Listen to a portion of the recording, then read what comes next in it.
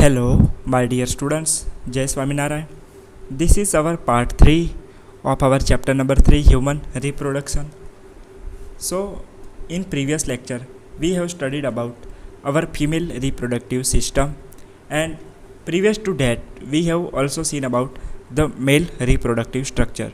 Now, we are familiar with male and female reproductive structure and all the things about male and female. Now, we will start our 3.3 topic is gametogenesis, means formation of gametes. Males के अंदर sperms बनेगा and females के अंदर ovum बनेगा. सो वो कैसे generate होता है, वो कैसे उनका फॉर्मेशन होता है, that is called as gametogenesis. Gametes बनना, यहाँ पर ह्यूमंस के अंदर सेक्सुअल रिप्रोडक्शन होता है. That means gametes are there, male gamete and female gamete का फ्यूज़न होने से फर्टिलाइजेशन होगा and then development of new baby. Now the gametogenesis, the primary sex organs, the testes in the males and the ovaries in the females produce the gametes. So in the males, testes will produce the sperms and in the females, ovaries will produce the ovum respectively by the process called as gametogenesis. So now we are familiar with this all two structure. This is the male reproductive structure and this is female reproductive system. So males के अंदर testis जो होगा, testis में से यहाँ से produce क्या होगा, स्पर्म प्रोड्यूस होगा, वो होगा अपना मेल गैमेट. देन फीमेल की जो ओवरीज है, यहाँ पर हमको मालूम है 2 ओवरीज है. सो यहाँ से क्या प्रोड्यूस होगा, the ovum, egg, we can say egg cell produce होगा and they will fertilize. So these are the two gametes and the formation of these two gametes are called as gametogenesis. So keep in mind the definition of gametogenesis. Now in testes particularly, the immature male germ cells is called as spermatogonia. Immature male germ cells, meaning अभी तक जो mail germ cell है वो mature नहीं हुआ है, उसकी एक पर्टिकुलर एज नहीं हुई है. That is immature male germ cell, that is called as spermatogonia. It produce the sperms by the spermatogenesis that begins at the puberty. So this is the level, this is the particular, this is the special age called as puberty. Puberty का मतलब कि एक mails के अंदर ऐसी particular age होती है, for example 12 या 14 की एज से स्पर्म बनना शुरू होता है मेल्स के अंदर. So in the testis the immature male germ cell spermatogonia जो है वो क्या करेगा, प्रोड्यूस करेगा, स्पर्म प्रोड्यूस करेगा. That is called as spermatogenesis that begins at the puberty. Now the spermatogonia meaning immature cell and singularly called as spermatogonium. अगर बहुत सारे हैं तो हम उसको स्पर्मेटोगोनिया बोलेंगे, सिंगुलर है तो हम उसको स्पर्मेटोगोनियम बोलेंगे. Present on the inside wall of seminiferous tubules multiply by the mitotic division and increase in the numbers. So spermatogonia जो है वो अभी कहाँ पर प्रेजेंट होगा ताकि वो स्पर्म को प्रोड्यूस कर सके. तो वो प्रोड्यूस कहाँ से करेगा, टेस्टिस के अंदर. टेस्टिस के अंदर क्या है, सेमिनिफेरस ट्यूब्यूल्स है, हमने ये सब स्ट्रक्चर डिटेल में देखा हुआ है. सो सेमिनिफेरस ट्यूब्यूल्स वहाँ पर होगी and inside the wall of that is multiplied by the mitotic division, meaning mitotic division is a type of cell division when equal division occurs. मतलब एक सेल है उसके 2 सेल बनेंगे, कंप्लीट उसकी डुप्लीकेट कॉपी ही बनेगी माइटोटिस में.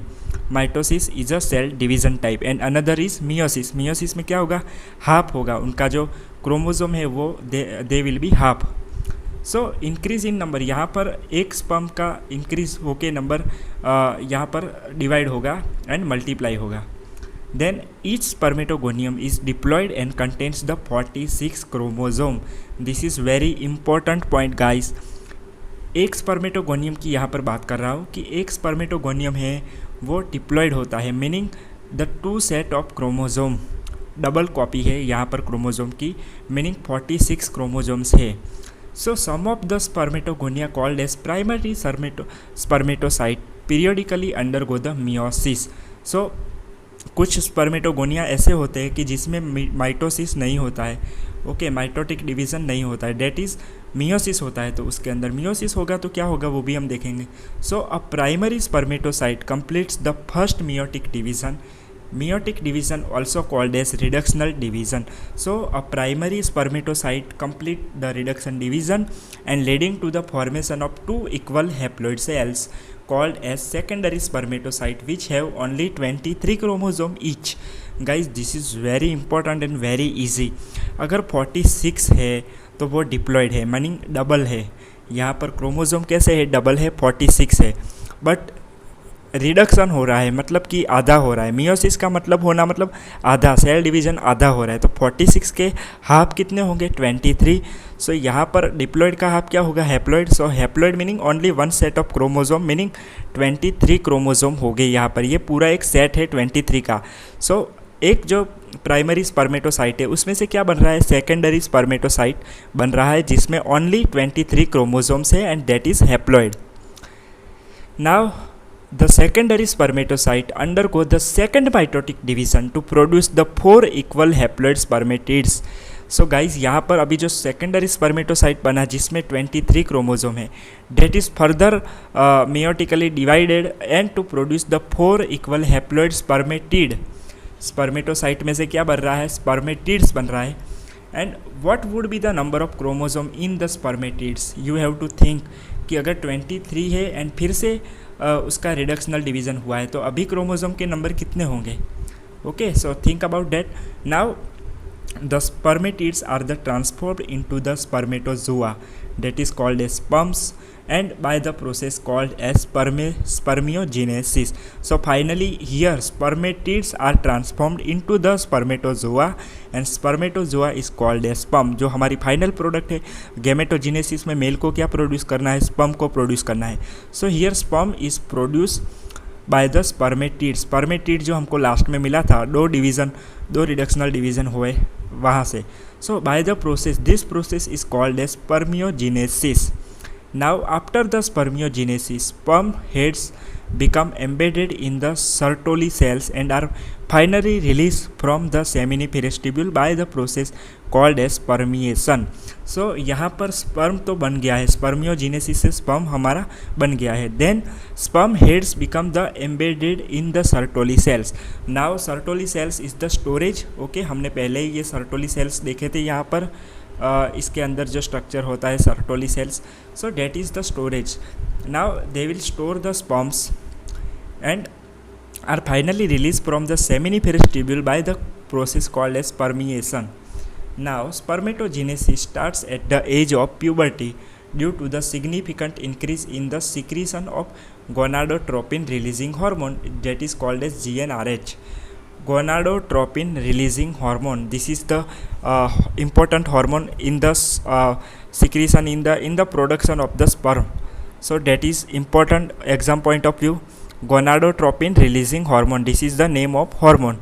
So keep in mind this thing. Now this, if you recall, is a hypothalamic hormone.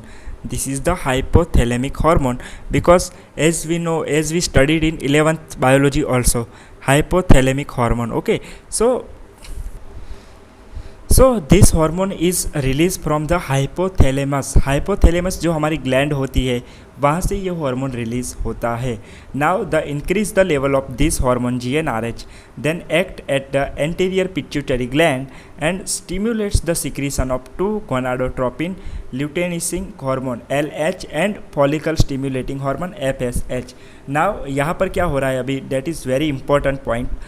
GnRH अभी increase हो गया है, हार्मोन इंक्रीज़ हो गया है, मतलब रिलीज़ हुआ है एक बार लेकिन वो उसका अमाउंट बढ़ गया है. Then act at the anterior pituitary gland and stimulates the secretion of 2 gonadotropin. So यहाँ पर GnRH का जो इंक्रीज लेवल है वो स्टिम्युलेट करेगा, मतलब कि वो बढ़ावा देगा किसको, सिक्रीशन ऑफ द 2 गोनाडोट्रोपिन. उसकी वजह से 2 gonadotropins luteinizing hormone LH release होंगे and another follicle stimulating hormone भी रिलीज होगा.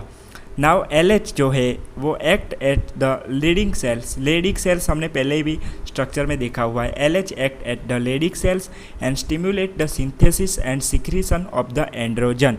Date is the final thing कि LH अभी जो हार्मोन हमारा आया वो लेडिंग सेल्स के अंदर उसका काम करेगा and stimulate the synthesis and secretion of the androgen. Androgen is also type of hormone in the male specially. Now androgens in turn stimulate the process of spermatogenesis. So यहाँ पर हमको androgen जो मिल रहा है, एंड्रोजन्स का काम क्या है, that will stimulate the process of spermatogenesis. हमारा प्रोसीजर कौन सा चल रहा है कि गैमेटोजेनेसिस में जो मेल है उसको स्पर्म प्रोड्यूस करना है। सो स्पर्मेटोजेनेसिस होने के लिए एंड्रोजन का होना जरूरी है। Androgen in turn stimulate the process of spermatogenesis. Now FSH जो हार्मोन था हमारा, that is act on the Sertoli cell. Sertoli जो सेल्स थे उसमें FSH काम करेगा hormone, and stimulate the secretion of the some factors which help in the process.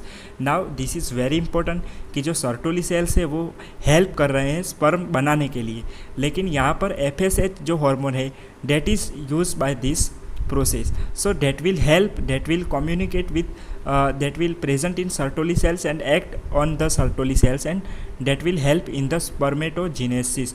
Spermiogenesis जो हो रहा है, सॉरी, स्पर्मियोजेनेसिस मीनिंग द जो प्रोसेस फाइनली जो प्रोसेस हो रही है स्पर्मियोजेनेसिस की, उसमें हेल्प करेगा। हमने आगे भी ये सब प्रोसेसिस की डेफिनेशन देख ली है कि स्पर्मेटोजेनेसिस किसको बोलते हैं, स्पर्मियोजेनेसिस किसको बोलते हैं। ओके, सो दोनों हार्मोन्स का रोल आपको याद रखना है। Let us examine the structure of sperm. Now sperm अगर बन गया है तो अभी हम स्पर्म का स्ट्रक्चर देखेंगे। सो sperm, it is a microscopic structure composed of the head, neck and middle piece and a tail. So you can see in figure 3.6 here, right side the figure, you can see this is the microscopic structure, meaning we can observe under only microscope.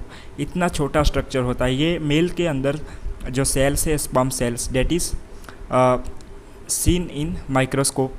So you can see head part, this is head part of sperm cell. Now this is the neck, head के नीचे क्या होगा, neck होगा, that is joint, and you can see here middle piece, जो यहाँ पर middle piece है and head है, उन दोनों के बीच का जो structure है that is the neck. Then middle piece के अंदर क्या हो रहा है, माइटोकॉन्ड्रिया सेल है, तो सेल के ऑर्गेनल्स भी हमको मालूम होने चाहिए। सो यहाँ पर माइटोकॉन्ड्रिया कहाँ पर प्रेजेंट होता है, मिडल पीस के अंदर। सो माइटोकॉन्ड्रिया किस में हेल्प करेंगे, that is the energy source for the swimming.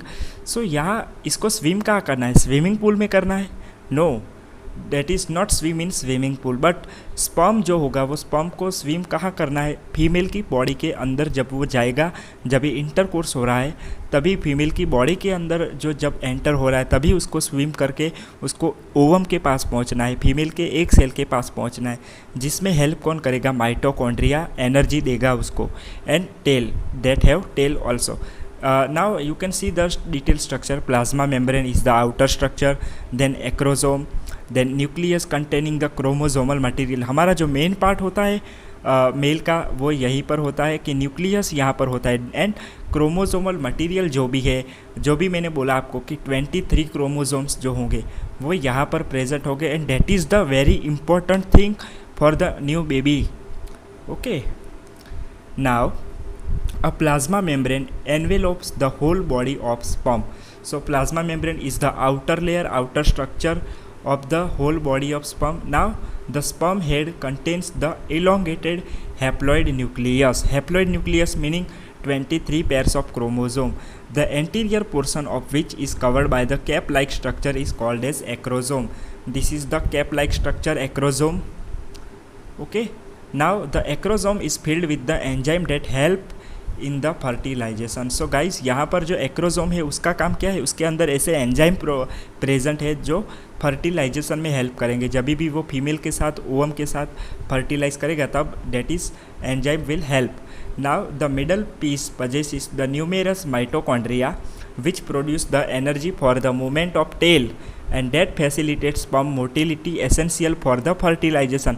अभी ओवम सेल तो एक ही होता है, ओके, स्पर्म्स बहुत सारे होते हैं मेल के अंदर, जो फर्टिलाइजेशन के दौरान कोई एक ही स्पर्म जो होता है वो ओवम के साथ फर्टिलाइज होता है, बट जो ओवम प्रोड्यूस होता है वो तो केवल एक ही होता है। So that will facilitate the sperm, the middle piece will provide energy by the mitochondria and that is movement of the tail. Tail structure यहाँ पर हमने देखा, टेल के स्ट्रक्चर में मदद करेगा ये माइटोकॉन्ड्रिया की energy, and this motility is essential for the fertilization. उसका स्विम करना बहुत ज़रूरी है। Now the human male ejaculate about the 200 to 300 million sperms during a coitus, of which for a normal fertility at least 60% sperm must have a normal shape and size, and at least the 40% of them must show the vigorous motility. Meaning जो भी sperm हो रहे हैं produce mail के द्वारा, मतलब कि only one time this male will ejaculate about 200 to 300 million. You can imagine कि कितना सारा स्पर्म प्रोड्यूस करता है एक ही बार में मेल जो होता है वो.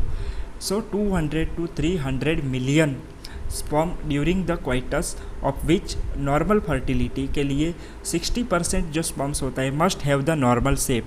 मतलब कि उसमें से 60% तो नॉर्मल होने चाहिए, 40% अगर नॉर्मल नहीं है तो भी चलेगा. Now sperm release from the seminiferous tubule are the transported by the accessory duct. Accessory ducts भी हमने देखी थी स्ट्रक्चर के अंदर. So that is release by that's accessory ducts. Now secretion of epididymis, vas deferens, seminal vesicle and the prostate are essential for the maturation and motility of the sperms. ये हमने पहले भी देखा था कि इन सारे ऑर्गन्स है जो भी उसका रोल क्या होता है. एपिडिडाइमिस देखा था, vas deferens, seminal vesicles and prostate, that are the essential, they are playing the amazing role in the maturation and motility of the sperms. Sperm को मैच्योर होना है वहाँ पर. The seminal plasma along with the sperms constitute the semen. Semen is our final structure. So seminal plasma along with the sperm constitute the semen. Now the function of male sex accessory duct and glands are maintained by the testicular hormones called as androgen. Androgen is a testicular hormone, and that will maintain the function of the male accessory duct and gland also. So this is important point. Now the process of formation of a mature female gamete is called as oogenesis, which is markedly different from the spermatogenesis. Now यहाँ पर हमने mail का सारा जो भी processes थी that will be जो भी थी हमने वो स्टडी कर ली है. नाउ फॉर द फीमेल के अंदर जो फीमेल गैमेट बन रहा है उसको क्या बोलते हैं, oogenesis. The process is called as oogenesis and different from the spermatogenesis. Obviously both are the male and female, both are different structure, that's why. Now the oogenesis is the initiated during the embryonic development stage when the couple of million gamete mother cells, oogonia, are formed within the each fetal ovary. No more oogonia are formed and added after the birth. So oogenesis का शुरुआत कहाँ से होती है. oogenesis is initiated during the embryonic development. मतलब कि जब भी बच्चा अंदर हो रहा है, एम्ब्रियोनिक डेवलपमेंट उसका हो रहा है, तभी से ही oogenesis होना स्टार्ट होता है. मीनिंग जब oogenesis का मतलब क्या होता है, that is the couple of million gamete mother cells का जो स्टेज होता है, that is formed by this. Now each fetal ovary, meaning जो भी बच्चा अभी तक मदर के वॉम्ब में ही है, अगर वो गर्ल है, okay, the child is girl, then the oogonia are formed within the each fetal ovary and no more oogonia are formed and added after the birth अगर हो जाएगा उस बच्चे का, उसके बाद oogonia फॉर्म नहीं हो सकते. This cell start division and enter into the prophase 1 of the meiotic division and get temporarily arrested at that stage, and that is called as primary oocyte. Now the division will occur. cells, एक बार cells आ गए उसके बाद उसका बढ़ना भी तो ज़रूरी है, multiply and division. So start the division and enter into the prophase 1 of the meiosis. meiosis के अंदर बहुत सारे स्टेज होते हैं different. So prophase 1 and then get temporarily arrested at the stage, and that is called as primary oocyte. Now each primary oocyte then gets surrounded by the layer of granulosa cells and is called as the primary follicle. So जो भी यहाँ पर oocyte बना है prophase 1 में, then that will get surrounding meaning around the, that is layer of the granulosa cells, and that is called as primary follicle. So here primary oocyte plus this layer, granulosa cells layer, that is equal to the primary follicle. We will see in figure also. Now a large number of these follicles degenerate during the phase from birth to the puberty. So यहाँ पर क्या होगा, अभी बच्चे का birth हो गया है, देन प्यूबर्टी, जब भी बच्चे के अंदर प्यूबर्टी कब आएगी, जब वो particular in the female 10 to 12 years, 12 to 14 years में उसकी प्यूबर्टी एज होती है। फीमेल जब भी 10 या 12 साल की होती है तब puberty age will be there and the production of gametogenesis is there. So large number of this follicles degenerate during the phase from birth to the puberty. So यहाँ पर जो फॉलिकल्स है वो डीजनरेट होते रहेंगे, आगे डिवाइड होते रहेंगे। Okay, this primary follicles. Now, therefore, at the puberty, only 60,000 to 80,000 primary follicles are left in each ovary. Each ovary के अंदर कितने होंगे, 60,000 to 80,000 primary follicles are there. मतलब कि puberty आने तक इतने ही रहेंगे।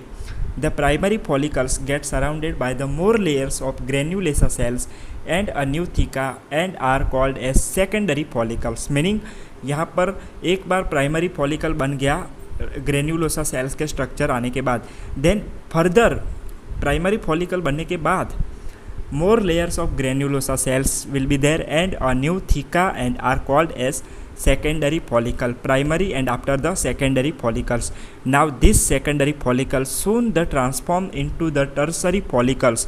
Secondary के बाद क्या आएगा, tertiary आएगा, then transform into the tertiary follicle which is characterized by a fluid filled cavity called as antrum. कहाँ पर होंगे ये, फ्लूइड बना हुआ एक कैविटी होगी, कैविटी के अंदर फ्लूइड प्रेजेंट है and that is called as antrum.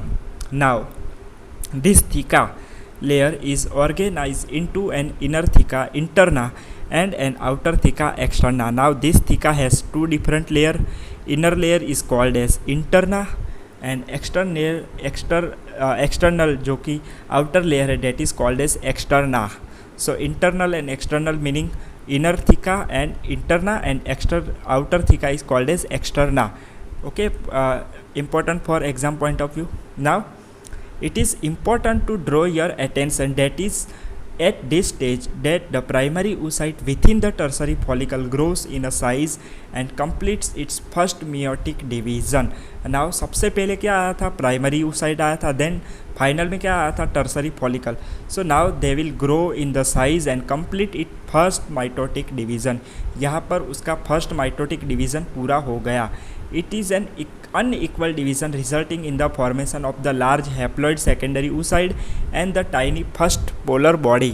So यहाँ पर हमको मिलेगा क्या बाद में, जो फॉर्मेशन किसका हो रहा है, the large haploid secondary oocyte and a tiny first polar body.